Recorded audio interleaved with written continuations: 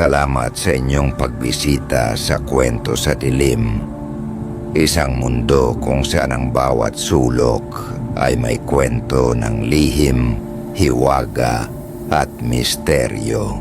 Halina at samahan kami patungo sa mundong nakatago sa dilim. Sa gitna ng makabagong Maynila, may isang lugar na nananatiling saksi sa mahigit 400 taong kasaysayan ng ating bayan. Ito ang Intramuros, ang matandang lungsod na napapaligiran ng makakapal na pader. Itinayo ng mga Kastila bilang kanilang kuta at tahanan. Sa mga mata ng marami, isa itong makasaysayang pook, puno ng lumang simbahan, gusali at kalsadang bato. Ngunit sa kabilang mukha ng kasaysayan, nakatago ang mga kwento ng kababalaghan. Mga kwento ng dugo, trahedya at kaluluwa ng mga hindi na nakalabas. Maraming nakaririnig ng bulong, nakakakita ng anino, at nakararamdam ng mabigat na presensya sa loob ng pader na ito. Ngayong gabi, ating tuklasin ang mga pinakatanyag at pinakanakakatakot na kwento ng Intramuros, ang mga aninong sundalo. Isa sa mga pinakakaraniwang kwento sa Intramuros ay ang mga sundalong nagmamartsa sa gabi. Ayon sa ilang nakakita, bandang 12:00 ng hating gabi, maririnig mo raw ang sabay-sabay na yabag ng mga bota.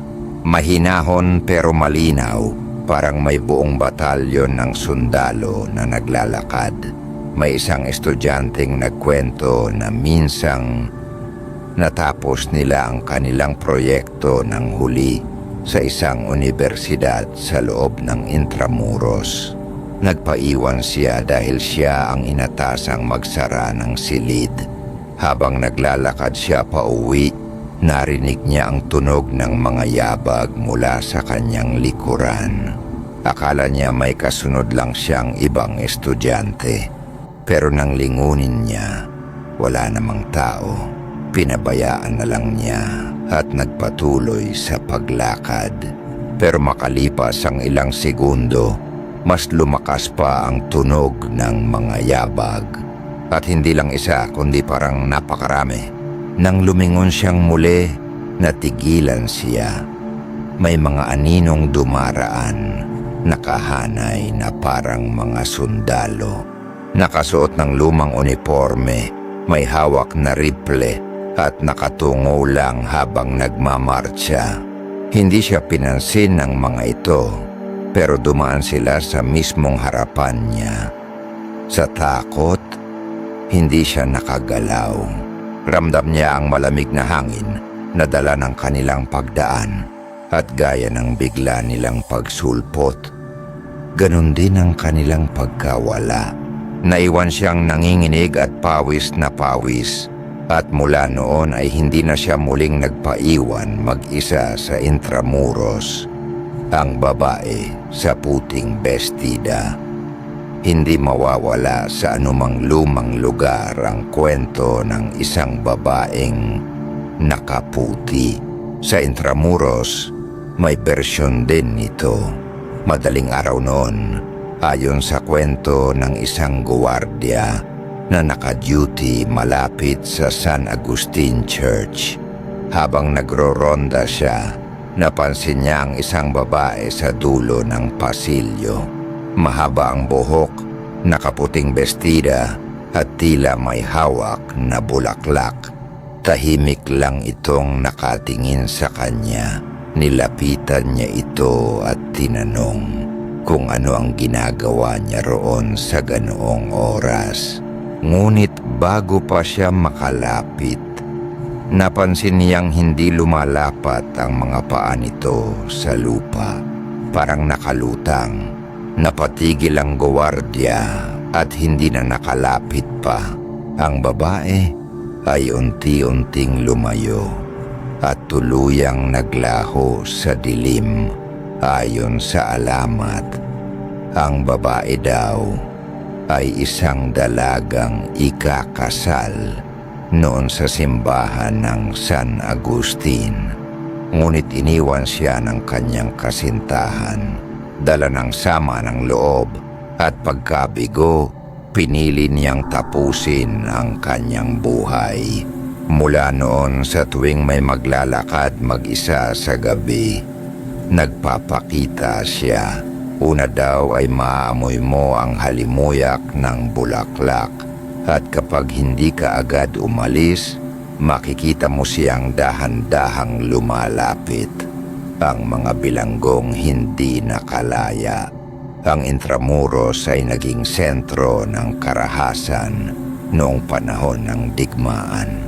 Isa sa mga pinakamatinding pangyayari ay ang liberasyon ng Maynila noong 1945, kung saan libo-libong Pilipino ang pinatay ng mga sundalong Hapon. Marami sa kanila ang ikinulong sa Fort Santiago, tinorture at pagkatapos ay pinatay. Hanggang ngayon, nananatili roon ang kanilang mga alaala. Maraming bumibisita sa Fort Santiago ang nagsasabing bigla raw silang nakakaramdam ng bigat at hirap sa paghinga kapag pumasok sa lumang selda.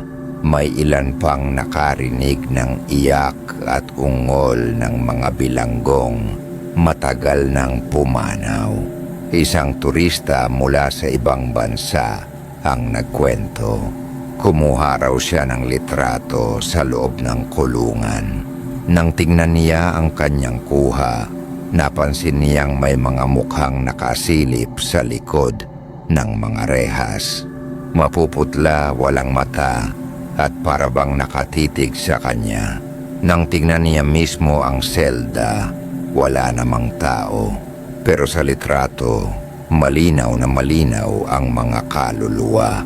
Mula noon, natakot na daw siyang bumalik sa Intramuros, ang sumpa ng nakatagong kayamanan. Isa pang alamat na kumakalat tungkol sa Intramuros ay ang tungkol sa nakatagong kayamanan. Sinasabing bago umalis ang mga Kastila, nagtago sila ng mga ginto at yaman sa ilalim ng mga gusali at simbahan. Ngunit hindi nila ito iniwan ng walang bantay. Isinumpa daw nila ang kayamanan at ang mga kaluluwa ng mga pari at sundalo ang nakatalaga upang magbantay. May isang kwento ng 3 lalaki na nagtangkang maghukay sa isang bahagi ng pader noong dekada 70. Dala ang mga simpleng kagamitan, naghanap sila ng yaman. Ngunit sa halip na ginto, mga kalansay at lumang armas ang kanilang nakuha. Akala nila ay may makukuha silang kayamanan. Pero simula noon, gabi-gabi na silang pinaparamdaman ng bangungot.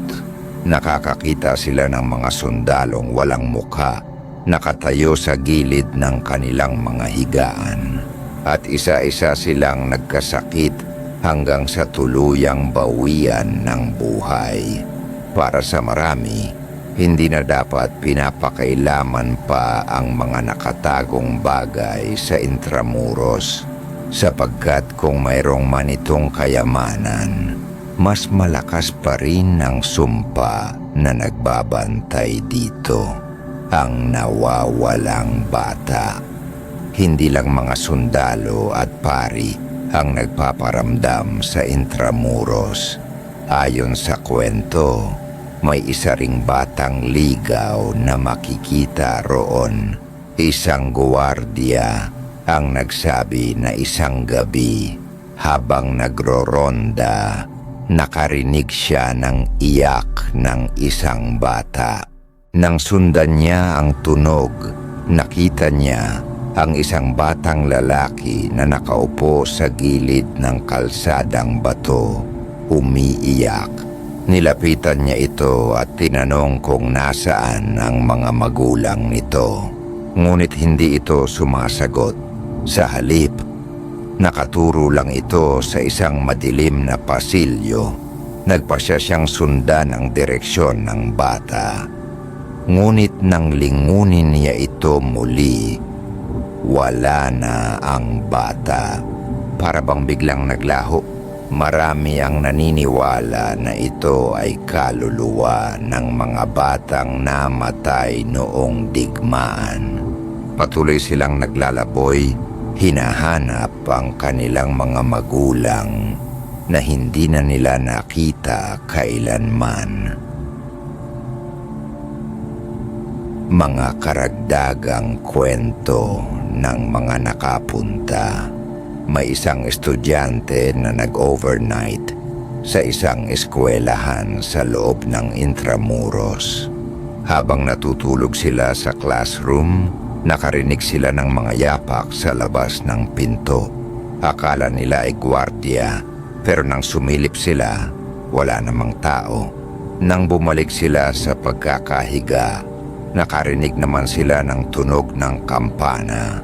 Kahit walang misa at hindi din oras para magpatunog ng kampana, may isang turista din na nagkwento na habang naglalakad siya kasama ang kanyang grupo, naramdaman niyang may humawak sa kanyang balikat. Nang lingunin niya, wala namang tao sa likod niya, pero ang kanyang mga kasama ay nagulat. Dahil nakita raw nila ang isang lalaking nakasuot ng lumang kasuotan na nakatayo mismo sa likod niya. Bago ito biglang naglaho. Konklusyon, Intramuros, isang lugar na puno ng kasaysayan, ngunit kasama ng kasaysayan ay ang bigat ng mga alaala at kaluluwang naiwan. Mula sa mga sundalong nagmamartsa, ang babaeng nakaputi, sa mga bilanggong hindi nakalaya, sa sumpa ng kayamanan, at sa mga nawawalang bata, malinaw na hindi matatahimik ang lugar na ito. Maraming turista at guwardiya ang may sariling kwento, at sa bawat anino at bulong na naririnig sa loob ng pader, tanong ng marami, ito ba ay alaala lang ng nakaraan o tunay na mga kaluluwang naiwan at patuloy na naghihintay? Kung sakaling mapadpad ka sa Intramuros sa gabi, mag-ingat ka sapagkat hindi mo alam kung anino lang ba ang nasa iyong paligid o isa na palang kaluluwang nakamasid hinihintay ang iyong pagpansin. At dito nagtatapos ang ating kwento. Kung inyong nagustuhan ng kwentong ito, huwag kalimutang mag-subscribe sa Kwento sa Dilim, i-like ang video na ito, i-ring ang notification bell, at i-share sa mga kakilala mong mahilig din sa mga kwentong katatakutan. Tandaan, sa bawat sulok ng dilim, may kwentong naghihintay. Hanggang sa muli nating pagkikita,